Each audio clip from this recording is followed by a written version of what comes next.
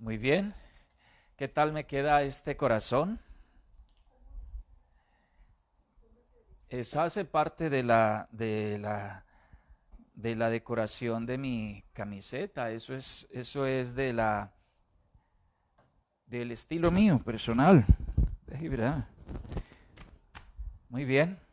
No se burle, por favor, no se burle. Me lo estoy pillando.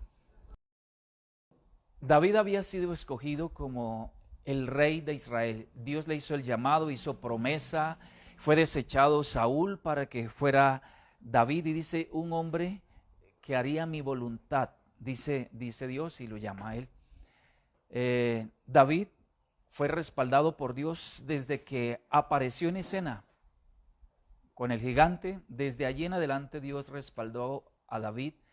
Cuando él estaba cumpliendo su asignación, Dios le daba todo, cosas impresionantes. Dios lo guardaba, lo protegía, peleaba por él, le contaba detalles. Era muy, muy hermosa la relación que Dios tenía con David y David con Dios.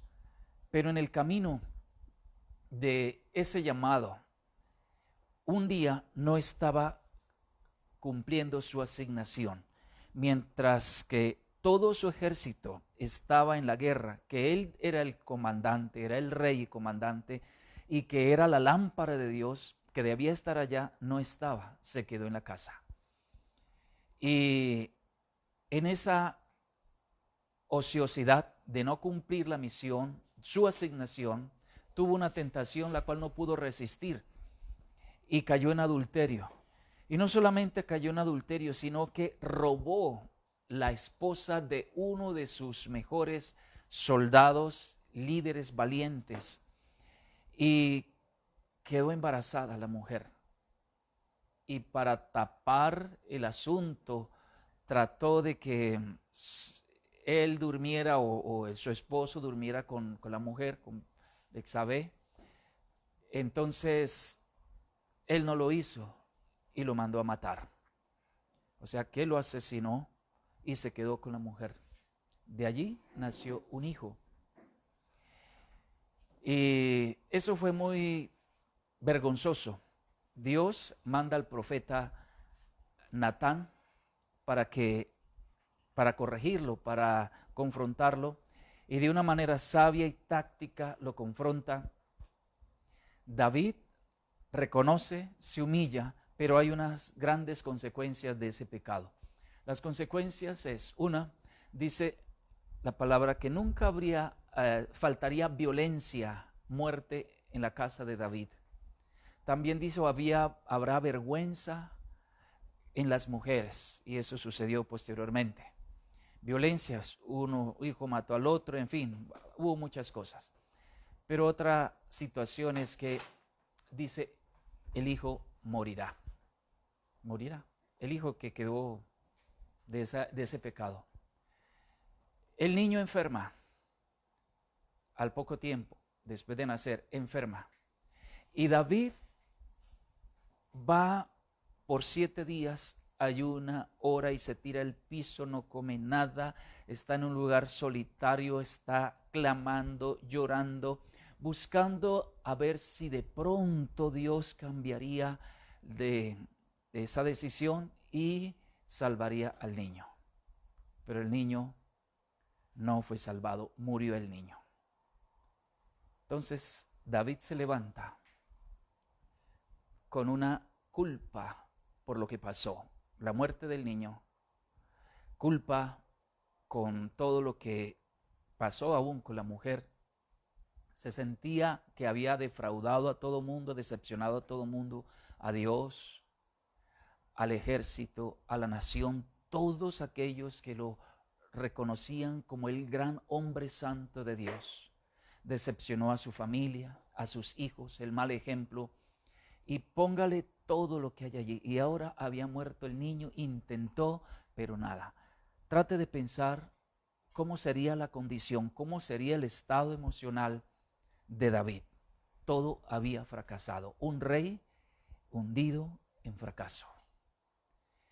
Y estando en esa condición tan terrible, tan oscura, de derrota, sin salida, lleno de culpa.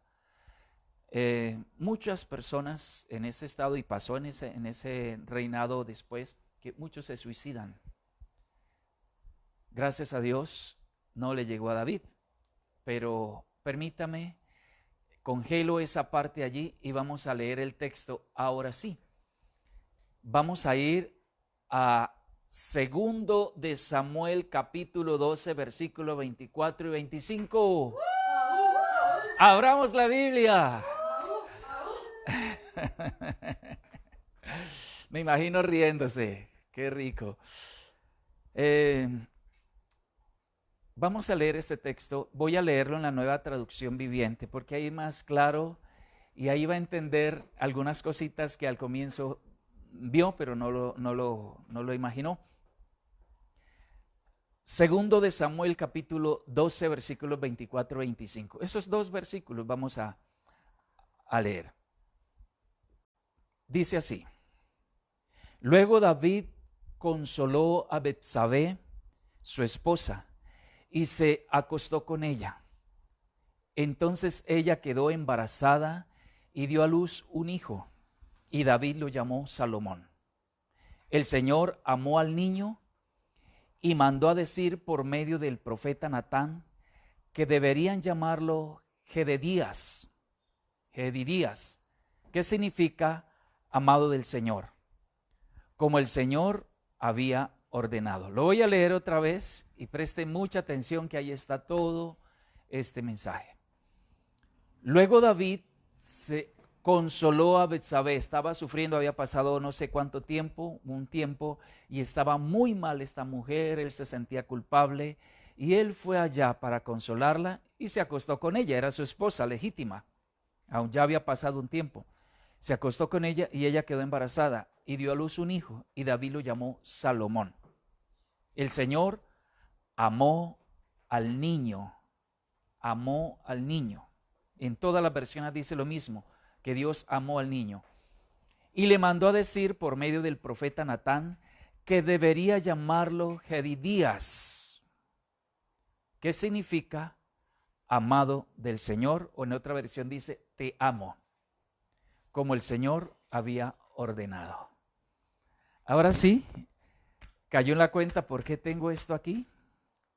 Significa te amo. Dios me dice te amo. No sé si está apareciendo en pantalla la frase. Ese es el título del mensaje de hoy. Jedidías. No se le va a olvidar ese nombre. Jedidías. Significa te amo. Es la palabra que Dios le dio, el nombre que Dios le dio a Salomón, al niño cuando nació. Te amo. Dice que el Señor amó al niño. Yo iba leyendo, en el devocional iba leyendo, de repente me quedo allí y el otro no lo amó. ¿Y por qué dice que te amo? ¿Y qué pasó allí? Eso me llamó la atención, eso me detuvo y no pude avanzar y empecé allí. Y creo que Dios me ha hablado acerca de ese texto. Quiero tratar de compartirle lo que hay en mi corazón, lo que he recibido. Voy a intentarlo. Que el Señor sea quien le revele a usted este texto, esa palabra. ¿Recuerda cómo estaba David? Estaba derrotado, con culpa, era una vergüenza en ese momento. Defraudado ante el profeta, se sentía mal ante Dios, ante todo el mundo. Y trataba de enmendar la cosa consolando a Betsabé.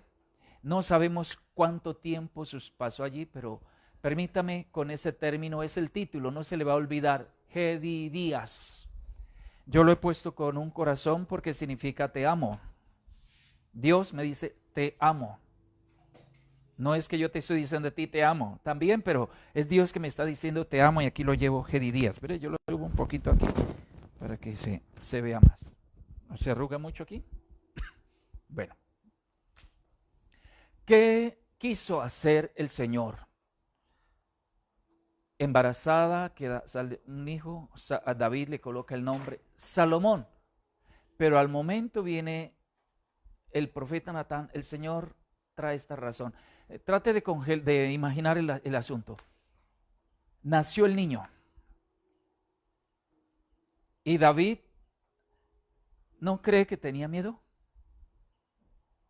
Si se había muerto el otro niño, ¿por qué le había tomado una mujer que no le correspondía? Todavía era la misma mujer. Se casó con ella. El esposo antiguo había muerto. Todo mundo miraba a Saúl, a David, con esa mujer todavía. Y tenía otras 5 más, o 6 más. Imagine el asunto. Y el testimonio de David estaba por el piso. El concepto que tenían de David no era el mejor. ¿Cómo sentía David sus emociones? Y aquí es donde está lo interesante. ¿Por qué Dios le manda esa razón? Una cosa, quiero explicar por qué. Era la garantía de que Dios volvía a mirar con favor a David, una vez arrepentido después de la muerte del niño, que otra vez el favor de Dios venía a David, porque había fallado. Y ahí le manda una razón: te amo. Bonito eso, a mí me gustó leer eso. Es un hombre para que David fuera restaurado, se sintiera aceptado, amado por Dios. Él había pedido perdón, ya lo había hecho. El Salmo 51 es lo que dice eso. David había pedido perdón, había pasado en ayuno, se había arrepentido, había confesado su pecado. Tanto tiempo lo había hecho. Perdóname, Señor, muchas veces lo había hecho, todas las mañanas lo hacía, pedía perdón, cantaba esa canción. Perdóname, perdóname, todas esas canciones que aparecen en los salmos. Sin embargo, algo allá en el fondo del corazón no se sentía con paz. Más cuando la gente lo mira, ¿cómo lo miraría el profeta? ¿Cómo se sentiría, o más bien, cómo se sentiría él frente al profeta?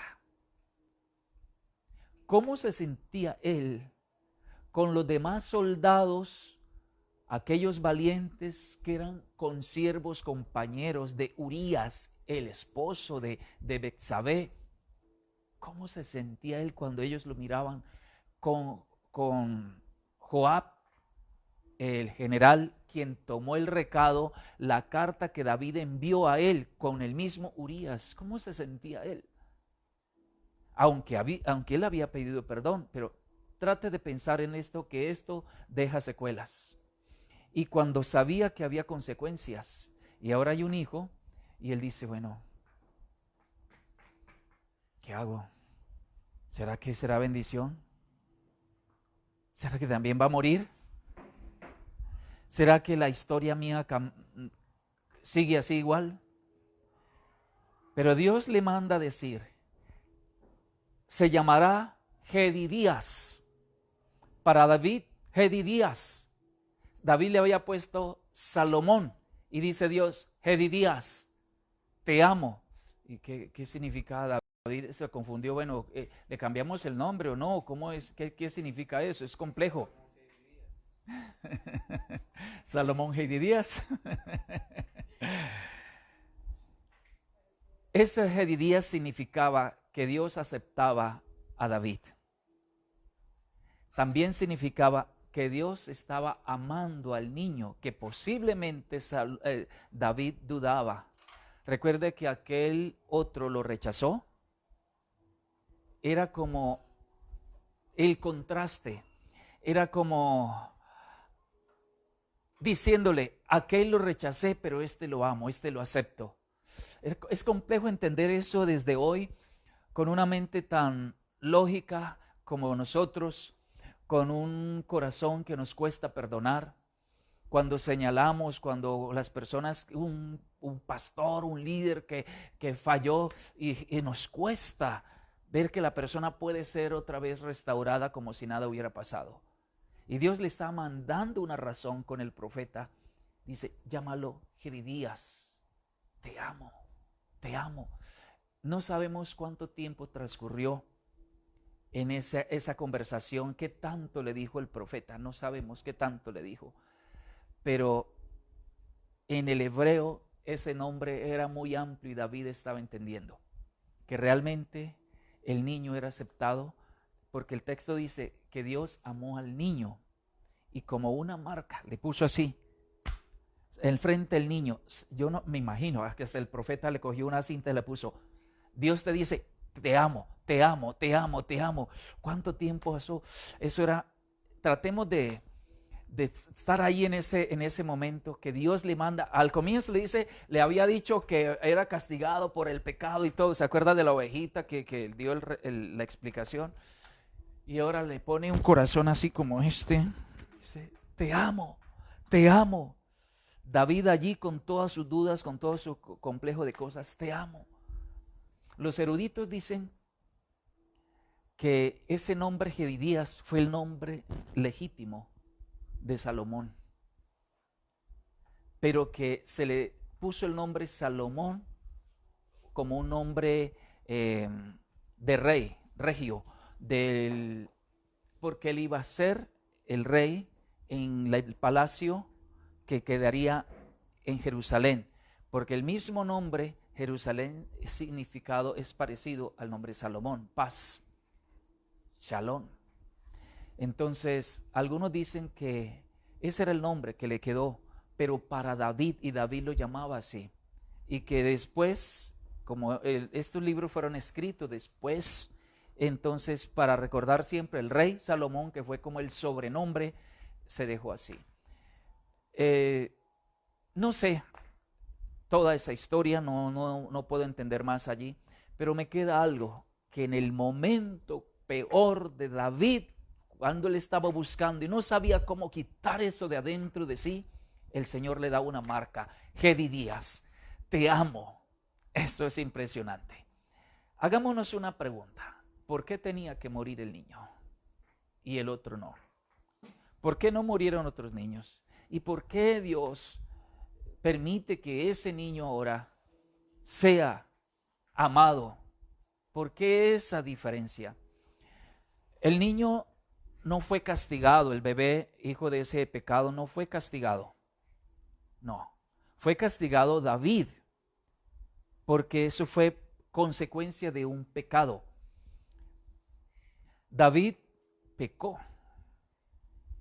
Y según la Biblia, según el libro de Éxodo, tenía que morir ambos, más por la dimensión en que era David. Ambos debían de haber muerto. La ley era así, tenían que morir. Recuerden los tiempos de Jesús, que llevaron a una mujer para apedrearla porque había sido descubierta en adulterio. ¿Cuánto más David, que era el rey, tenía que morir? Y eso es algo que nos sorprende a todos y a mí me dejó pensando mucho, y espero que a usted lo haga pensar y pueda entender esto, que el Señor se lo revele. Pero Dios le perdonó la vida a David y a Betsabé a cambio del niño, como un sacrificio del niño para que ellos vivieran. El niño apenas estaba empezando a vivir, es como una compensación, y aquí hay como una cierta relación con el Mesías, un sacrificio para que otros vivan. David y Betsabé debían de morir, según la ley. ¿Por qué no mueren?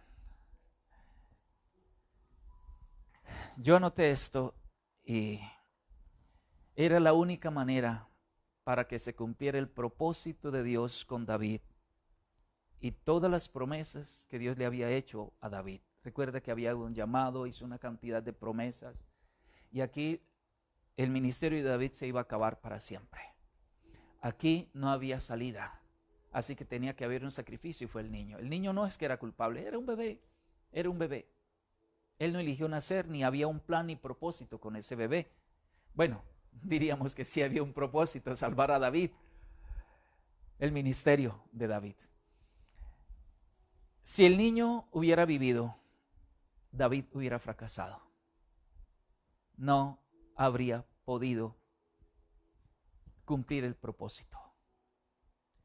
Según otros textos en Crónicas, dice otro texto que habría sido blasfemia para los enemigos.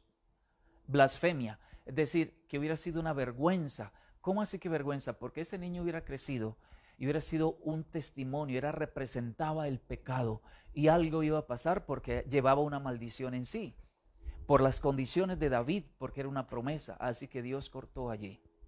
Usted puede pensar, entonces Dios castigó. No, Dios no castigó al niño, Dios salvó el ministerio de David, salvó un llamado que a veces entenderlo con nuestra mente tan lógica y tan carnal es complicado. Quisiera mencionarle algo, que el mensaje del profeta a David, en ese momento, lo que le estaba diciendo a David, en este momento tu hijo se terminó la historia, pero tu nuevo hijo te da una oportunidad, empieza de nuevo, te estoy amando, te estoy aceptando y este es tu nuevo comienzo, una nueva vida, un nuevo empezar. Dios le dio una marca con ese hijo. Tratemos de pensar esto, y esto es poderoso. A la mente de todos los que conocieron a David, aún yo creo que hasta el profeta Natán mismo, eso era una vergüenza, esa relación, ese matrimonio era un desastre, era el final. Y esa culpa y todo eso que estaba pasando era difícil. Y ahora Dios toma una relación que era compleja, muere un niño, pero nace otro. ¿Por qué no cogió otro niño? ¿Por qué no fue Absalón? Otros hijos que tuvo y que fueron relaciones como más sanitas. Porque Dios es experto en coger lo vil y lo menospreciado, lo más bajo, para avergonzar a lo grande. Le gusta coger de la nada para mostrar su gloria. Y eso fue lo que me conmovió a mí cuando estaba leyendo. Uy, Señor, ¿por qué no fue otro? ¿Por qué Betsabé si eso fue una relación de pecado? Pero así es Dios, para restaurar a David y mostrarle cuánto puede cambiar Dios la vida de una persona, por muy baja que esté, por muchos fracasos que tenga. Cuando Dios ha hecho un llamado, Dios va a restaurar, porque Dios lo que inicia lo termina. Así que prepárese, mi querido, si usted ha caído, si usted ha fracasado, lo que sea, Dios no lo ha soltado, y de lo más bajo Dios lo va a levantar. Esta palabra me sacudió, y le estoy diciendo desde lo más profundo de mi corazón, y puse esto aquí porque me identifico con ello. Fue en ese momento que Dios hizo que David sintiera amado, aceptado, que cambiara su manera de pensar, que se cambiara su destino. Fue en ese momento cuando David, esa culpa se le quitó, toda esa lucha que tenía, todo eso aquello, el que dirían, que pensara, esa vergüenza que tenía cuando miraba al profeta, cuando miraba a los soldados, cuando miraba a su familia, a sus hijos. Todo eso se le acabó, porque mire lo terrible en una vida de una persona cuando nos hemos equivocado, cuando hemos caído bajo, es los recuerdos. Es que todo nos recuerda el pecado. Y la gente está prevenida, y cualquier dicho por ahí, a veces sueltan el mal chiste, las cosas que sueltan por ahí, eso lo martiriza a uno, aunque uno ha pedido perdón, aunque uno cree que fue perdonado, pero hay algo allá que lo martiriza. Y allí fue donde fue Dios con una marca, Gedidías, te amo, David, te amo y amo a tu hijo, y tengo un plan con ese hijo, porque yo tengo unos pensamientos mucho más altos que los pensamientos del hombre, que los pensamientos de la gente. Te amo, David. Ahí fue donde David pudo comprender lo que es el verdadero amor, la aceptación de Dios, el amor de Dios. David fue tratado por Dios de una manera muy especial, no conforme a lo que merecían sus actos, más allá de lo que sus actos merecían. Por eso él escribe en el Salmo 16:6, no sé si está en pantalla, dice: las cuerdas me cayeron en lugares deleitosos, y es hermosa la heredad que me ha tocado.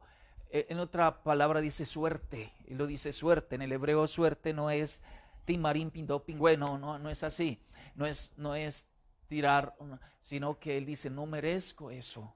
Yo no merezco nada, y porque yo fallé, pero el Señor le extendió sus manos, lo levantó y lo llevó para él, y le dio una nueva oportunidad. La última parte de esta reflexión, vamos a llamarla así, conforme al corazón de Dios. ¿Por qué David fue un hombre conforme al corazón de Dios? Lo que hizo, y tocó fondo, tocó fondo. Yo me traté de imaginar cómo se sentía David. Dice la Biblia que estaba en cilicio, se quitó toda la ropa real, no se sentía rey. Le hablaban la gente y él no quería, estaba deprimido porque dice que lo invitaban a comer y él no quería comer. No estaba ayunando, estaba deprimido, estaba mal.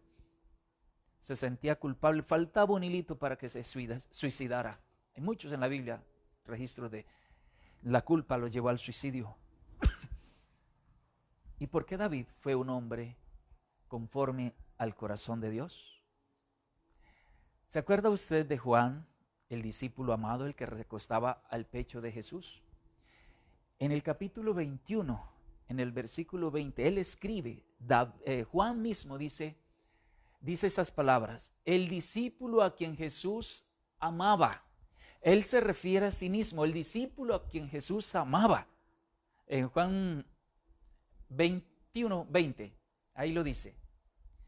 Qué forma tan impresionante de ver la vida, de verse a sí mismo.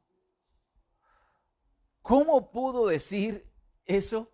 Él está escribiendo, contándole, dice, el discípulo a quien Jesús amaba. Qué creído, qué orgulloso podría decir a alguno. ¿Que a los demás no amaba? No. Mire, es que esto es una revelación de lo que le pasó a David. Él conoció el corazón de Jesús y pudo recibir y aceptar ese amor, y por eso dijo, discípulo a quien Jesús amaba. Y cuenta además, dice, el que se recostaba al pecho de Jesús. Eso es poderoso, es conocer el corazón de Dios, es creerle a Dios, es aceptar su favor. Eso fue lo que aceptó David, fue lo que pudo entender. Es que un corazón perfecto no es no equivocarse, no es la cantidad de cosas que uno logre hacer para agradar a Dios, no es la obediencia, no es el arrepentimiento en sí, no es el pedir perdón. Mire que parece una contradicción, no es el arrepentirse, no es el creer, no es el obedecer, no es cumplir una cantidad de cosas, sino en todo ese ejercicio de arrepentimiento, de pedir perdón, de humillarse, llega el momento en que tiene la revelación de Jedidías. Escuche eso es poderoso, poderoso. En el momento de que estás buscando, te sientes mal, y en esa búsqueda tú llegas a percibir, hay una revelación que sabes que es Jedidías, que Dios te dice, te amo, te acepto, es un nuevo comienzo. Eso es revelación. Mucha gente pide perdón, mucha gente se humilla, se arrodilla, confiesa ante otros su pecado, pero no puede tener la revelación de Jedidías, que te acepto como eres, te amo. Eso significa que ya no hay pecado, que ya no hay culpa. Yo me imagino David después mirar cara a cara a su familia y no sentía culpa. ¿Sabe que la Biblia nos hace ver que como si nunca hubiéramos pecado? Eso significa que uno puede tener la revelación de Jedidías, es decir, que es amado, aceptado, que el favor de Dios está, que Dios lo trata a uno como si nunca hubiera cometido un pecado. Es que Dios lo trata, pero el asunto es que uno no lo cree. Este es el problema. Pero ahí está la revelación que tuvo David, por eso lo marcó con Jedidías. Un corazón perfecto empieza a ganar peso de gloria, viéndose amado, perdonado, dejándose examinar, dejándose restaurar en la presencia de Dios. Allí empieza. Ese es el proceso que tuvo David.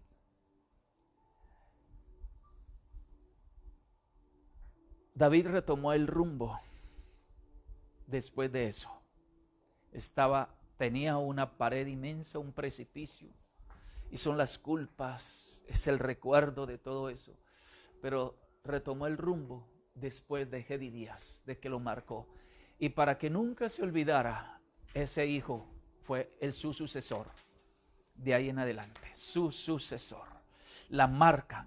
Pero el asunto aquí no se trata de David. No se trata solo de David. Dios hizo eso para marcarnos a nosotros, para que entendiéramos cómo es la gracia de Él, cómo es el amor de Él, para que el día que usted y yo cayéramos, para el día que usted y yo nos sintiéramos como David o peor que David, pudiéramos entender que Jesús dice: Jedidías, Jedidías.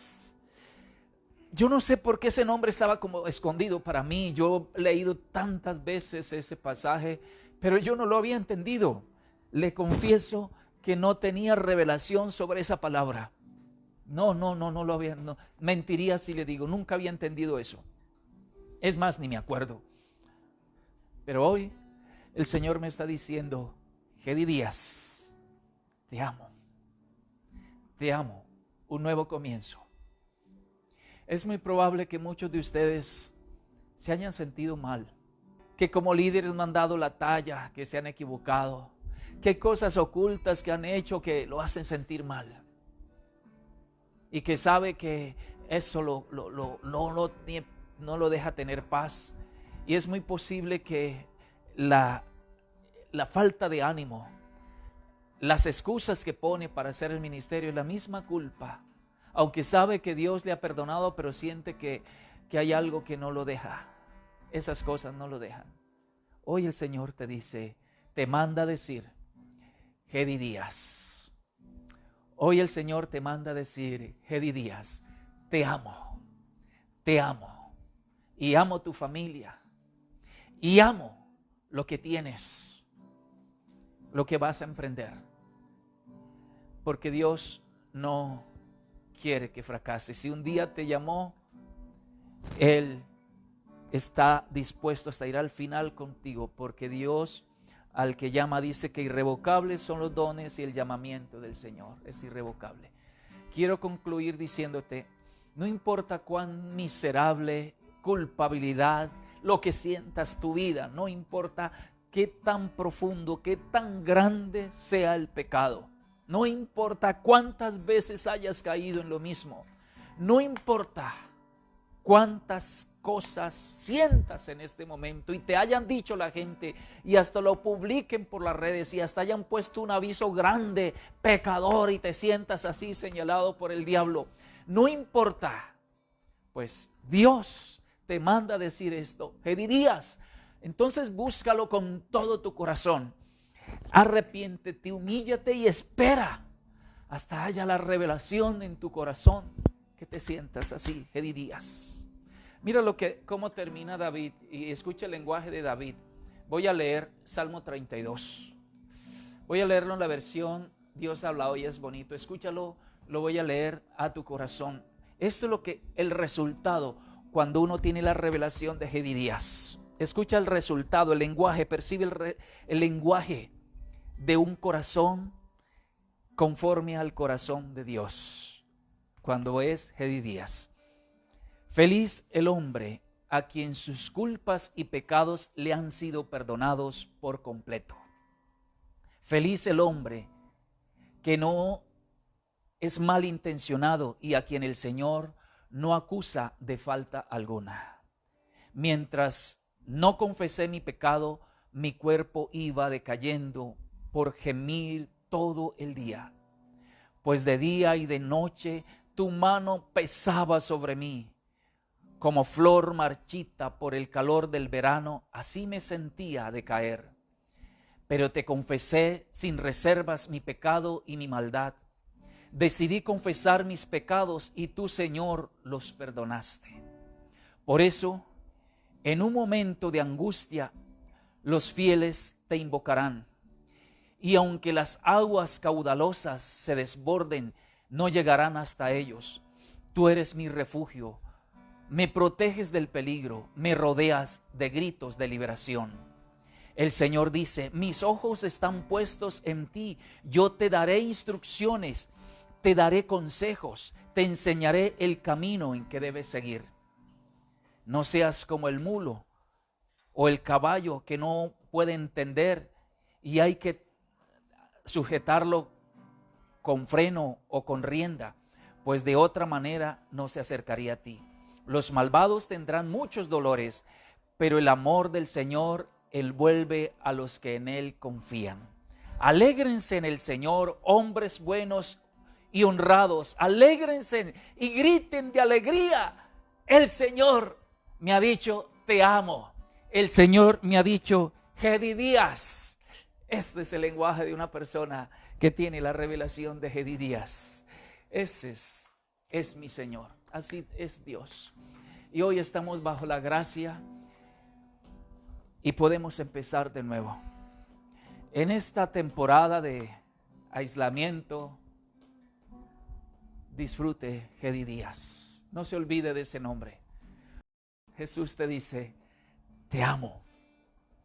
Y olvida tu pasado. Nunca más se acuerda de ese pasado. Es como si nunca te hubieras equivocado.